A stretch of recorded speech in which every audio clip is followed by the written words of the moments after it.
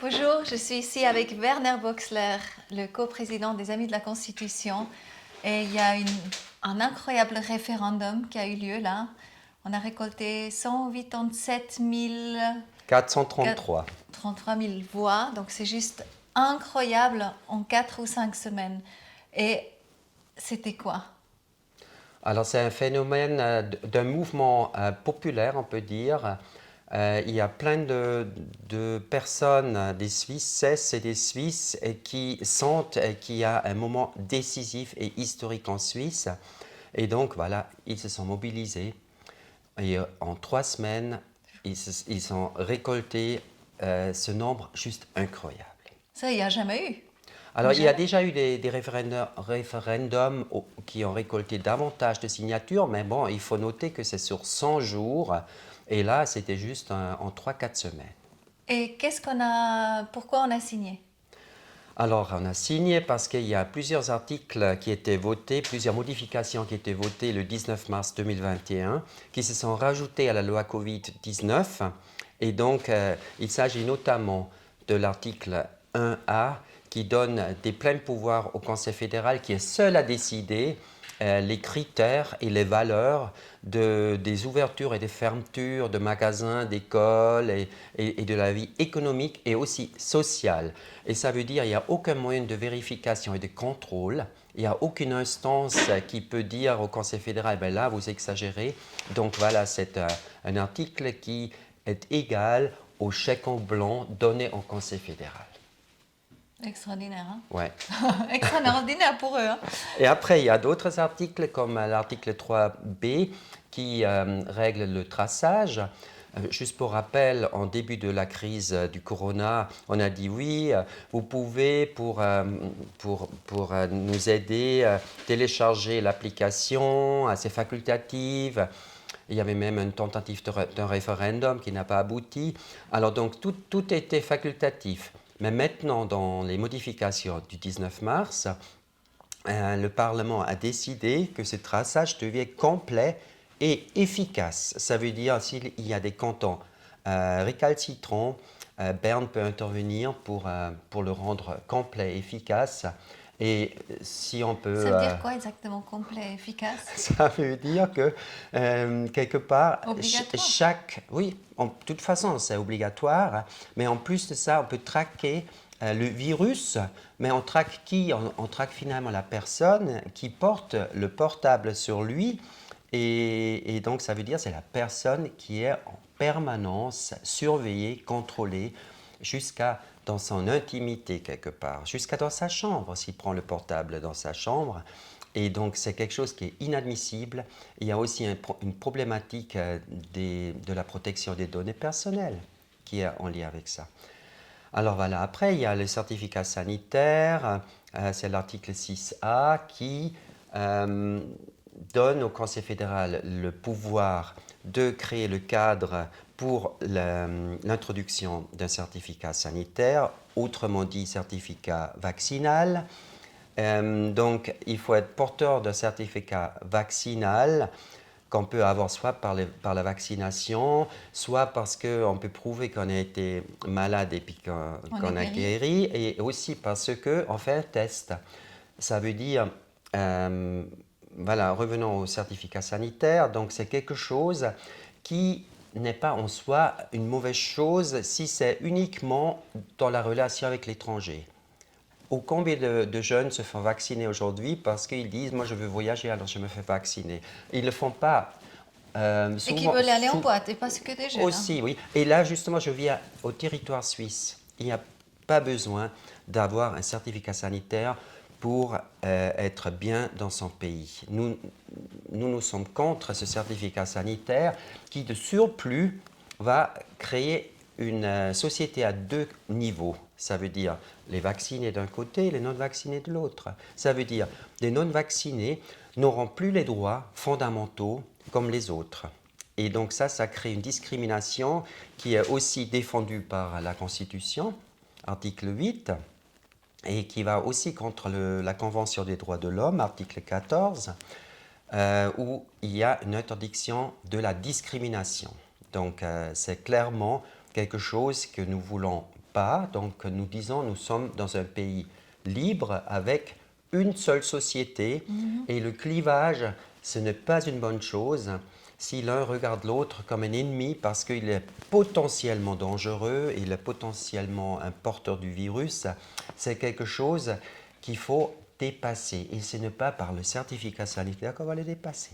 On est d'accord. Et Ouais. puis on a surtout un exemple maintenant avec la France, hein, Ouais. que hier soir, il y avait ce discours de Macron. Et à partir du 15 septembre, paraît-il que tous les aides-soignants, ils doivent être vaccinés. Et il paraît-il, il y a 1 million de personnes soignantes qui se sont inscrits maintenant, donc font la queue pour pouvoir aller se faire vacciner. Tout à fait. Donc voilà, ce n'est plus un choix vaccinal, c'est donc une obligation déguisée. Donc on va par la petite porte, on veut vacciner l'ensemble de la population et on commence aujourd'hui par le personnel soignant qui est en contact avec des patients. Et donc à noter que notamment le personnel médical est conscient des enjeux d'un vaccin qui n'est pas suffisamment testé, qui est en phase 3 clinique de tests et qui, donc aujourd'hui, tout le monde est dans une phase test qui se laisse vacciner.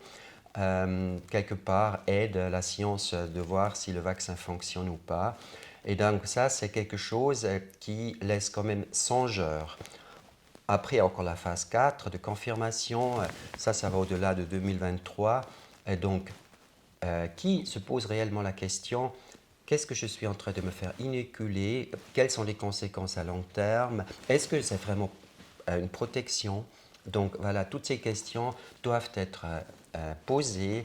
Les chercheurs doivent faire un travail. Il faut laisser le temps.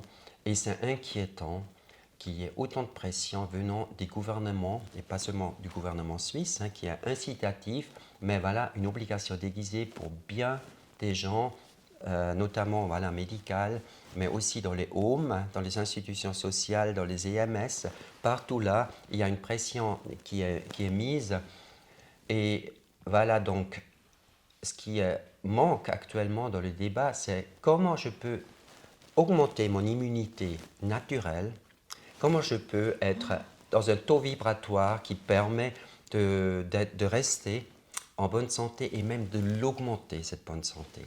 Alors tout ça, Ce qui devrait être le travail d'un gouvernement quand même pour renforcer ses habitants. Ouais. Tout à fait. Jean-Jacques Haury, qui était député et qui est aussi médecin, ben, c'était pour moi le seul vaudois en tous les cas qui a relevé ce fait-là, que l'immunité naturelle est à renforcer. Il y a des moyens pour ça. Donc ce débat-là, nous voulons qu'il revienne en Suisse et que nous puissions discuter comment on peut rester en bonne santé à la place d'être tout simplement soupçonné d'être porteur d'un virus. Donc ça, c'est quelque part, c'est une Oui. bonne nouvelle parce que Oui. le 28 novembre, il y aurait justement la grande votation par rapport à cette loi. Et en amont, les amis de la Constitution, donc, vous allez communiquer grandement, je pense, aussi sur tout ça. Sur toutes ces choses qu'on ne se posait encore pas les questions parce qu'on était trop pris quelque part dans un choc, justement, de cette histoire, cette hystérie à Covid. Tout à fait. Donc voilà, on a bien vu pour la première votation que le débat est venu même en Suisse romande. Les journalistes se sont intéressés. Donc ça, c'était la bonne nouvelle. C'est clair que le débat nous fait grandir. Le débat, c'est le nerf d'une démocratie directe. C'est que comme ça que nous pouvons nous forger une opinion. Oui. Il faut accéder aux arguments. Donc on est là pour ça. Et voilà, donc encore un élément que je n'ai pas dit avant, c'est aussi que voilà, les vaccinés seront privilégiés par rapport aux non-vaccinés par le fait qu'ils ne devront pas être mis en quarantaine. Et ça, c'est quelque chose qui est anticonstitutionnel, qui est discriminatoire. Il n'y a pas de raison qu'une personne qui se porte bien soit pénalisée par rapport à une autre personne. Mais là, c'est déjà en France aussi, ça c'est à partir du 15 août, comme j'ai compris. C'est que justement, cinéma, théâtre et restaurant, si tu n'es pas vacciné ou si tu n'as pas de passeport Covid comme ça, sanitaire, tu ne rentres plus. Alors ça, c'est une discrimination absolue et criante. Et ça risque d'arriver ici si on ne bouge pas. Oui, mais bon, voilà, pour le timing, c'est bon parce qu'on a maintenant 4 mois pour discuter de ça. Ouais, et moi, je dirais, ben voilà, le plus que le gouvernement serre la vis, le plus On le se démocrate révolte aussi. direct se réveille et se révolte, mais bon, nous avons l'outil Oui, de c'est la vrai. votation. C'est Donc, vrai. je suis fier de cette possibilité-là C'est et vrai. j'invite vraiment toutes les Suissesses et Suisses et toute la population suisse de se pencher sur cette question-là, d'aller de nouveau vers une bonne énergie, vers la joie, parce que la Oui. joie, c'est vraiment ça qui monte l'immunité ouais, et qui nous fait vibrer à un niveau où on peut dire, ben voilà, la santé, elle est synonyme d'une bonne vibration. Alors là, moi, je rentre de une semaine à Vienne Ouais. où on a organisé l'événement Nous tissons notre nouvelle terre avec tous ces différents domaines justement dont on parle pas vraiment tous les jours, hein, santé de toute vie, le potentiel humain, les communautés, etc. Donc dans le monde dans lequel on pourrait aller, ben, si on se rend compte et qu'on crée de nouveau un juste milieu, tu vois, une symbiose où on collabore, voilà, la nature et les symbioses, tout collabore en fait. Ben oui. Et quelque part, on est totalement détaché quelque part, et il s'agit maintenant de se rappeler de qui on est et commencer à collaborer, et on va sortir de là, mais ça va être très beau, très très beau. Eh ben, ça Et moi, promet. je suis super reconnaissante des amis de Ouais. la Constitution, à Werner et tout ton team, c'est trop beau, merci pour une fois. Merci, Merci. c'est vraiment merveilleux. Donc vraiment, agissons, agissons, agissons. Il y a eu plus que 1 250 000 personnes qui ont voté contre la loi Covid. Donc déjà en Suisse, donc c'est impressionnant. La prochaine votation, je pense, on va vraiment dépasser ça grandement. Et cette fois, je pense, il y a des grandes chances en fait qu'on va passer. Ouais, il y a 6 Ah. cantons qui ont voté contre. Et voilà, donc nous avons du potentiel, la marche de progression ici en Suisse romande. Et Donc beaucoup de gens. j'invite les Genevois, les Vaudois, les Valaisans, les Fribourgeois, les Neuchâtelois, les Les Jurassiens, le Jura bernois et le Jura, j'ai dit. Et Alors, toute la Suisse. et toute la Et tous les Suisse. gens à l'étranger aussi qui sont suisses. Exactement, tous les francophones à l'étranger qui ont le droit de vote en Suisse. Votons, votons, Aidez-nous votons. de rester indépendants et libres en prenant soin, véritablement être solidaires, mais sur un plan d'aide à l'autre, pas comme le dit le gouvernement, mais vraiment qui vient du cœur. Alors donc, si vous voulez nous aider, voilà, je vous remercie d'ores et déjà. Moi aussi. Merci beaucoup à tout le monde et merci aussi à Rebecca.